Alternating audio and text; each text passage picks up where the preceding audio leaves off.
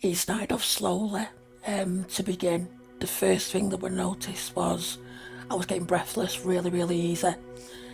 Walking up a flight of stairs was getting to the point you knew something was wrong, gasping for air at the top of the stairs. And my voice started to change. I constantly sounded like I had a sore throat. I went to see my GP, was telling them I didn't feel right, telling them my symptoms. They kept putting it down to anxiety and depression. Kept referring me for counselling, psychotherapy. Then it got to the point where I started to collapse. I felt like it was the end of the world. Reading up on it, I've become to realise quickly how serious it was. And that it was going to change everything. And it did change everything. I have energy, but nowhere near as what I used to. I get tired really easy now. It's like if I spend time with my nieces and nephews, I can only manage a couple of hours and I've got to go away. I've got to go away and lie down and get some sleep. Everything tires you out. The smallest walk, a conversation for a couple of hours is tiring. I'd struggle to get from here to the front gate without gasping for breath. A walk to the shop that's round the corner could take me hours.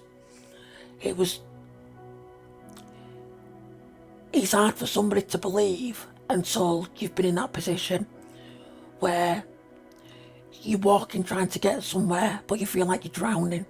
You just can't. There's nothing scarier than not being able to breathe and catch your breath. It's a horrible feeling, but I think only a feeling that only people with this condition would understand. At the start, you feel dead disheartened because you don't feel like anything's working. But obviously it takes time for things to get into your system and to start to take effect. Once the medication did, and I was then put on the nebulizer as well, it was like a massive weight had lifted off my shoulders, because you start to feel like you've got energy again. You want to do things, you want to try things, you want to go out for a walk and push yourself. Whereas before you just didn't have the energy for it at all. It's got to be done every 3 hours. I start at 6 in the morning, and then every 3 hours till 9 o'clock at night, and I can have a break overnight. That's not an easy thing in itself, because sometimes I can be alright on it, and then other times it can hit me like a brick wall, where your temperature goes through the roof, really bad headaches and migraines, because it's opening all the blood vessels up, so he's doing what he needs to do, but there are side effects to it as well. Further down the line, they said I'd need a double lung transplant, which scares the life out of me and not something I can think about at the minute. It's frustrating because people look at you and see a young girl and think she's fit and healthy. I have a blue mobility badge for when I go out in the car, but sometimes when people see that blue badge and then see you getting out of the car unaided, without a wheelchair or a walking stick, you get the funny looks, and then where you got that from? There has been a few times where people have questioned me. People can be quite mean when they don't understand what's going on and what the condition is. People just need to be a little bit kinder and just think outside the box sometimes when they see somebody struggling but you can't put your finger on what it is. I know this is going to sound really strange. This is giving me a wake-up call. It's giving me the push to go out and do things I wouldn't have even dreamed of doing. It's taught you not to put things off. If you want to do something, do it. If you want to go somewhere, go.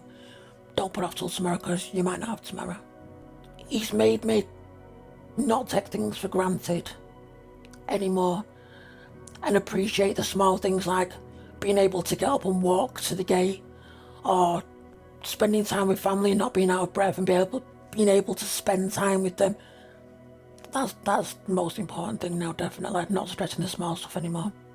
If I could sum up the last few years and being diagnosed with this, I'd say it's life-changing.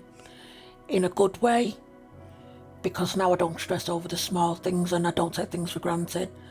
And in a bad way, because I know I'm not going to live to become a little old lady, or